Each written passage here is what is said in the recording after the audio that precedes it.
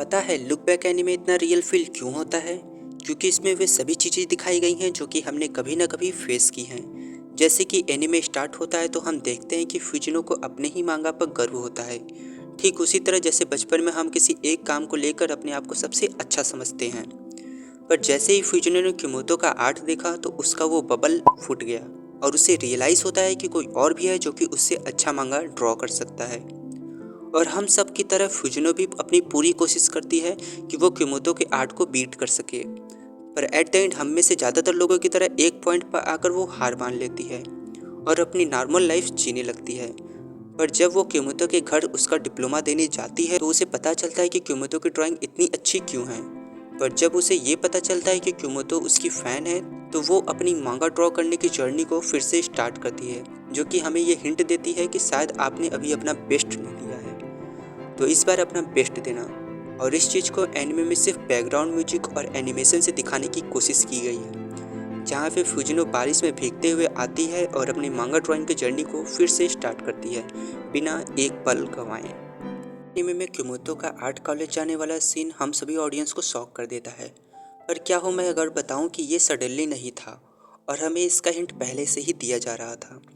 तो जहाँ पे पहली बार जब हम किमोतो को फिजिनो के साथ जापान में घूमते हुए देखते हैं तो कुछ समय के लिए हमें एनिमे को किमोतो के पर्सपेक्टिव से दिखाया जाता है, जिसमें वो फुजिनो का हाथ पकड़ी हुई है और उसके आसपास के लोग ग्रे कलर में दिखते हैं, जो कि बताता है कि फुजिनो अभी तैयार नहीं है लोगों के साथ घुलने मिलने के लिए और वो पहली बार अपने घर से बाहर निकली है, इसलिए वो किसी और पे भरोसा भी नहीं कर सकती। और यही कारण है कि क्यों क्योमोतो फुजिनो का हाथ इतना कस से पकड़ी हुई है। और इस पूरे फ्रेम में केवल ये दोनों ही हैं जो कि कलरफुल हैं, जो कि बताता है कि क्योमोतो के लिए फुजिनो ही इकलौती ऐसी कैरेक्टर है जिसके ऊपर वो भरोसा कर सकती है। और आगे जब हम दोबारा क्योमोतो के पॉइंट ऑफ व्यू से स्टोरी को देखते हैं तो पूरा फ्रेम ही चेंज हो चुका होता है, जहाँ पे पूरा फ्रेम कलरफुल होता है और अब क्योमोतो को पूरा कॉन्फिडेंट है कि वो फुजिनो का हाथ छोड़कर सेल्फ डिपेंडेंट बन सकती है। और हम गौर भी करेंगे कि वो उसका हाथ छोड़ना चाहती है। और जब वो लाइब्रेरी में बैकग्राउंड आर्ट बुक को देखती है तो उसका विजन क्लियर हो जाता है कि वो हायर स्टडी के लिए आर्ट कॉलेज ज्वाइन करेगी।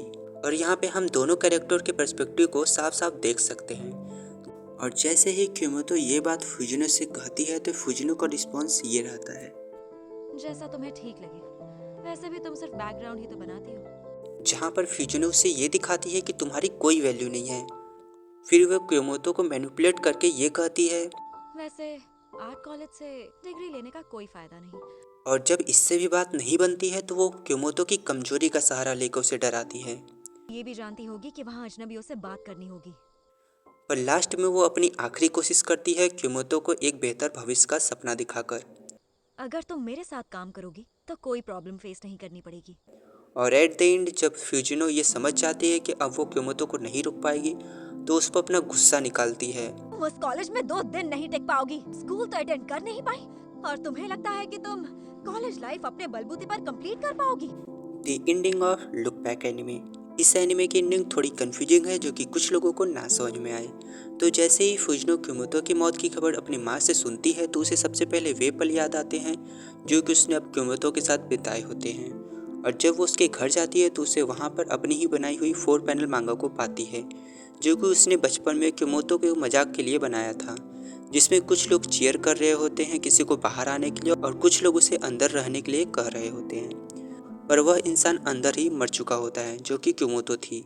और इसीलिए फुजिनो क्योमोतो की मौत का जिम्मेदार अपने आप को मानती है और उसी पल वो रिग्रेट करना शुरू करती है कि अगर उसने उस दिन कुछ अलग किया होता तो शायद आज क्योमोतो जिंदा होती।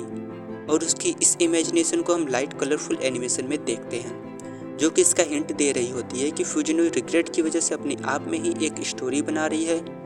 और एट द एंड हम वापस से स्टोरी को आगे बढ़ते हुए देखते हैं, जहाँ पर फुजिनो उसी 4 पैनल मांगा के पेपर को अपने विंडो पर चिपकाती है। तो इसके दो मतलब हो सकते हैं। पहला कि शायद वो उस रिग्रेट को नहीं भूलना चाहती है जो कि उसने उस मांगा को बना के की है, और दूसरा कि जब भी वो उस खाली 4 पैनल मांगा को देखेगी तो हमेशा एक नई स्टोरी माइंड में बनाएगी जिसमें क्योमोतो जिंदा रहेगी। पर एट द एंड उसे उसी रिग्रेट के साथ जीना पड़ेगा और इसीलिए इस एनिमे का नाम है लुक बैक।